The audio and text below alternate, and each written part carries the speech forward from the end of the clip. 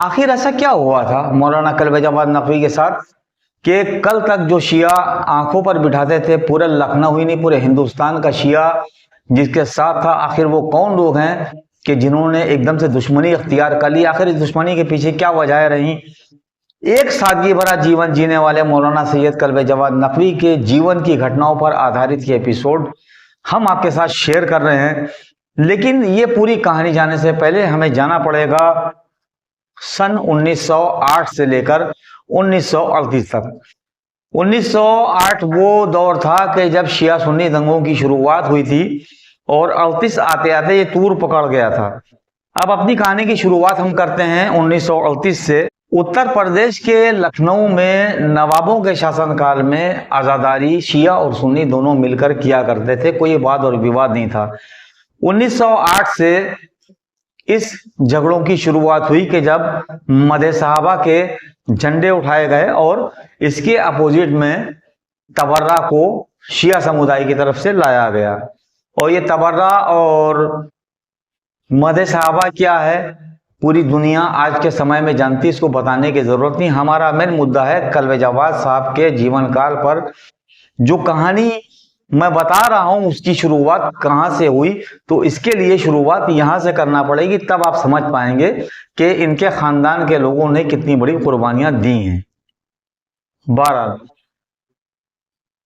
पाटानाला में ताजिया ले जा रहे लोगों पर सुन्नी समुदाय की तरफ से पथराव होता है। ये मामला 1938 का है कि जब ये ताजियादारी, ये उसी मुहर्रम में 1938 के मुहर्रम का ही मामला है कि जो ये ताजिया लेके जा रहे थे इन पर पथराव होता है। इसमें सुन्नी शिया का झगड़ा होता है, 10 लोग मारे जाते हैं और इसको सरकार बैन कर देती है। लेकिन 26 अहले सुन्नत उलमा इस पर एहतिजाज करते हैं, प्रोटेस्ट करते हैं कि हमको मदे साहबा चाहिए है। जिसमें 26 उलमा थे, 26 उलमाओं में 2 जो है इसको पूरा लीड कर रहे थे इस एहतिजाज को, जो मदे साहबा के जुलूसों का प्रोटेस्ट था। इसकी बहाली के लिए जो लीड करने वाले थे इनका नाम था अब्दुल शकूर और जफरुल मलिक। बहरहाल 1939 में ही एक प्रेस विज्ञप्ति में बारावफात के मदे साहबा को बहाल कर दिया जाता है, जिसके बाद इस फैसले के खिलाफ मौलाना सैयद कल्बे हुसैन साहब और एक थे इनके बेटे मौलाना कल्बे आबिद साहब और इनके साथ साथ नसीराबादी इज्तिहादी परिवार के उलमा, सलेमपुर के राजा, पीरपुर के राजा, इन्होंने कहा कि हम मदे साहबा के विरुद्ध प्रोटेस्ट करेंगे, यानी कि गिरफ्तारी देंगे। 1800 लोगों ने, यानी कि इनके साथ साथ इन वीआईपी बड़े लोगों के साथ 1800 शियों ने उस दिन गिरफ्तारी देकर अपना विरोध दर्ज किया। यह भी मैं आपको बताता चलूं कि शिया सुन्नी दंगों की वजह मुहर्रम या आजादारी नहीं थी, क्योंकि आजादारी शिया सुन्नी दोनों मिलकर करते हैं, तो आजादारी का कोई झगड़ा नहीं था। झगड़ा था मदे साहबा और तबर्रा का। ये दोनों चीजें ही इस झगड़े की जड़ रही। ये वक्त धीरे धीरे गुजर रहा था और आजादारी जो धार्मिक प्लेस है उसी के अंदर मनाई जाती थी, यानी करबला और दरगाहों के अंदर ही मुहर्रम हो रहा था। इसी दौरान 1986 आ जाता है, वक्त गुजरते गुजरते 1986 आ जाता है, जिसमें एक बहुत बड़ी बुरी खबर सुनने को मिलती है कि एक शख्सियत का एक्सीडेंट हो गया। यानी कि वो एक्सीडेंट था मौलाना सैयद कल्बे आबिद साहब। अब आप समझ रहे होंगे कि मैंने शुरुआत कहां से क्यों की थी, क्योंकि ये सिलसिला इस खानदान का शुरू से ही आजादारी के लिए चला आ रहा है। वक्फ के मामले तो बहुत बाद में आए हैं। बहरहाल ऐसे ये खबरें आई, पूरे हिंदुस्तान ही नहीं पूरे वर्ल्ड के लोग जो उनके चाहने वाले थे उन्होंने लखनऊ आगमन शुरू कर दिया और लाखों की तादाद में, लाखों की संख्या में लोग इकट्ठा हो गए। और एक्सीडेंट की वो तस्वीर भी हम आपको दिखा रहे हैं कि कार का जो एक्सीडेंट हुआ वो कितना खतरनाक और कितना भयंकर हुआ। आप अंदाजा लगा सकते हैं कि कितना दर्दनाक हादसा था। आप जरा तसव्वुर करें उस खानदान के बारे में। उसके बाद जब इनके जनाजे को लेके लोग चले हैं तो लाखों लोगों ने इसमें शिरकत की। बताते चले कि 2 जगह पर इनकी नमाज जनाजा हुई। एक अहले सुन्नतों ने टीले वाली मस्जिद में भी आपकी नमाज जनाजा पढ़ी थी और शियों ने भी पढ़ी थी अपने इबादतगाह में। तो बहरहाल वो एक ऐसी शख्सियत है कि जिनको शिया सुन्नी सब पसंद करते थे। अब आप खुद अंदाजा लगाएं कि मौलाना सैयद कल्बे आबिद साहब की क्या इज्जत और क्या मर्तबा था। बहरहाल अब धीरे धीरे वक्त गुजरता गया और 1987 का मुहर्रम आ गया, यानी कि 1986 में कल्बे आबिद साहब का इंतकाल हुआ था, हादसा हुआ था, इतना दर्दनाक भयंकर हादसा हुआ था। अब 1987 का मुहर्रम आ गया। इसमें जिम्मेदारी एक ऐसी शख्सियत पास आ जाती है कि जिसने खुद नहीं सोचा था कि मुझको इतनी बड़ी जिम्मेदारी मिलने वाली है। और तारीफ की बात यह है कि पूरे लखनऊ के शियों ने मिलकर सपोर्ट किया था, किसी ने भी विरोध नहीं किया था कि इनको मौलाना कल्बे आबिद साहब के बाद वो पद ना दिया जाए या वो मिंबर ना दिया जाए। बहरहाल इन्होंने भी उसको बाखूबी संभाला। अब यहां से एक बड़ी जिम्मेदारी जिस इंसान के कांधों पर आने वाली थी उसको खुद नहीं पता था कि वो कोई और नहीं, मौलाना सैयद कल्बे जवाद साहब नकवी खुद ही थे, जिन्होंने अपने पिता के अधूरे कामों को पूरा करने के लिए रात दिन आजादारी की बहाली के लिए अपना वक्त गुजारना शुरू कर दिया और एहतिजाज शुरू कर दिए। इनके द्वारा किए जा रहा है प्रोटेस्ट इतने पावरफुल, इतने जोरदार थे कि शिया समाज के अंदर एक जोश और वलवला था। तमाम शिया समाज के जो जवान थे मौलाना कल्बे जवाद साहब की एक आवाज पर कुर्बान होने को तैयार रहते थे, जान देने को तैयार रहते थे। और एक ऐसा भी वक्त आता है कि जहां पर 3 जवान अपने आग लगा लेते हैं। ये वक्त था महीना अप्रैल का और 1997 का ही ये दौर था। ये आपको बताते चले 1997 का ही ये दौर था कि जिसमें 3 जवानों ने खुद को आग लगा ली। और इसमें पहला नाम था मोहम्मद अब्बास और बब्बू, दूसरा नाम था मोहम्मद यूसुफ और भोपाली और तीसरा इशरत अल्ताफ। इन 3 लोगों की शहादतों से शिया समाज में एक ऐसा जोश और ऐसा बलबला पैदा आ गया कि मानो कि एक जलजला आ गया।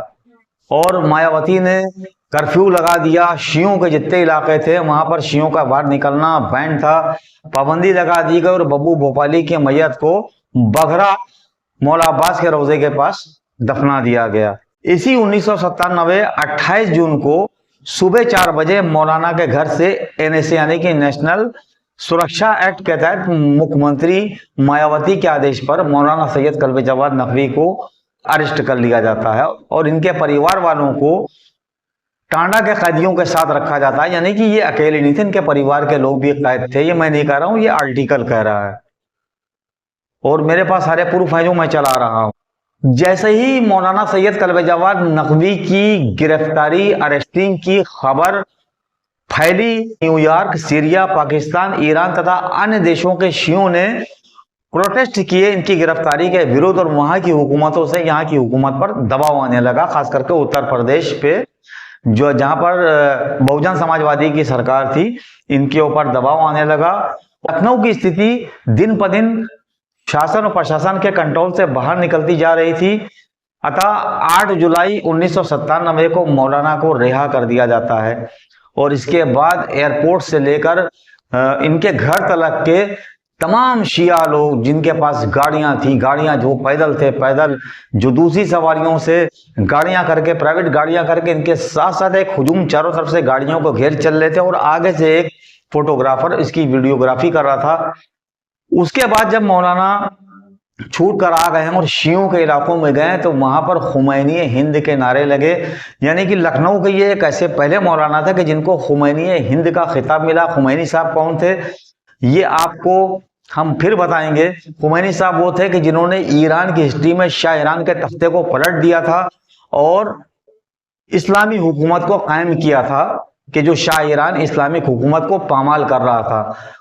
वही खुमैनी साहब के जिन्होंने ईरान के अंदर इनकलाब इस्लामी पैदा किया और आज भी वही रोल्स वहां पर चल रहे हैं। वही खिताब मौलाना कल्बे जवाद साहब नकवी को लखनऊ के शियों ने दिया।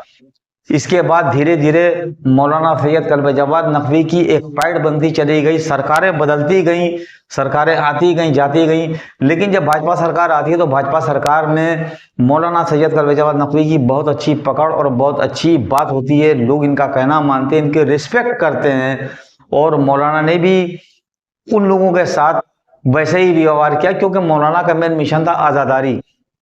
अब धीरे धीरे ये तहरीक कहां से मामले खराब होते हैं और कहां से मामलों के अंदर पेचीदगी पैदा आती है।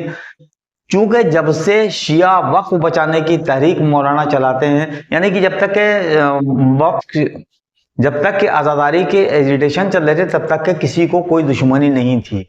लेकिन जब से मौलाना ने वक्फ बोर्ड में हाथ डाला और वक्फ बोर्ड की सरपरस्ती की, उसके बाद से उनके दुश्मनों की तादाद बढ़ती चली गई। कौन थे वो दुश्मन कि जिन्होंने मौलाना कल्ब जवाद नकवी की छवि को खराब करने के लिए कोई कसर नहीं छोड़ी, पैसा भी खर्चा किया, दिमाग का भी इस्तेमाल किया, लोगों को भी उकसाया, नैरेटिव भी बनाए। वो सब कौन लोग थे? और वो लोग कौन थे कि जो मौलाना के साथ वक्फ बचाओ तहरीक में शामिल भी थे और उनकी कोई हैसियत नहीं थी, यानी उनके पास साइकिलें भी नहीं थी, और उसके बाद इस तहरीक में आने के बाद वो करोड़पति बन जाते हैं। वो कौन लोग थे कि जिनको शिया वक्फ में कोई मनसब और कोई पद नहीं मिलता तो वो दुश्मनी की तलवार खींच लेते हैं और अपने अपने तरीके से एजेंडों को फॉलो करते हैं। यानी कि एक वो पूरी जमात इकट्ठा हो चुकी थी कि जो मौलाना कल्ब जवाद के खिलाफ थी। वो जमात कौन थी कि जिसको शिया वक्फ बोर्ड अपनी मर्जी से कोई पद नहीं मिला, या मौलाना ने उनको उनकी मर्जी के मुताबिक कोई पद नहीं दिया, या यूं कह दें कि एकदम नकार दिया। क्योंकि मौलाना जानते थे कि ये भ्रष्टाचारी हैं और इनके भ्रष्टाचार की सीमाएं ऐसी खतरनाक होंगी कि ये कुछ भी कर सकते हैं। बहरहाल हम अपने अगले एपिसोड में बताएंगे कि किस तरह से एक नैरेटिव बना के मौलाना के खिलाफ साजिशें की गई और मौलाना को बदनाम करने के लिए कोई कसर नहीं छोड़ी गई। हमारा आज का एपिसोड कैसा लगा हमें ज़रूर बताएं और हमारे चैनल को ज़्यादा से ज़्यादा सब्सक्राइब करें, लाइक करें। हमारा मिशन आप तक सही चीज़ें, सही खबरें पहुंचाना। हम कल भी किसी से नहीं डरते थे, आज भी किसी से नहीं डरते। हम अपना काम जो है तथ्यों के साथ करते हैं और करते रहेंगे। हमारे चैनल को ज़्यादा से ज़्यादा सब्सक्राइब करें, लाइक करें और इस वीडियो को ज़्यादा से ज़्यादा शेयर करें ताकि लोगों तक हकीकत पहुंचे। देखते रहिए द भारत 18 न्यूज़। नमस्कार, जय हिंद।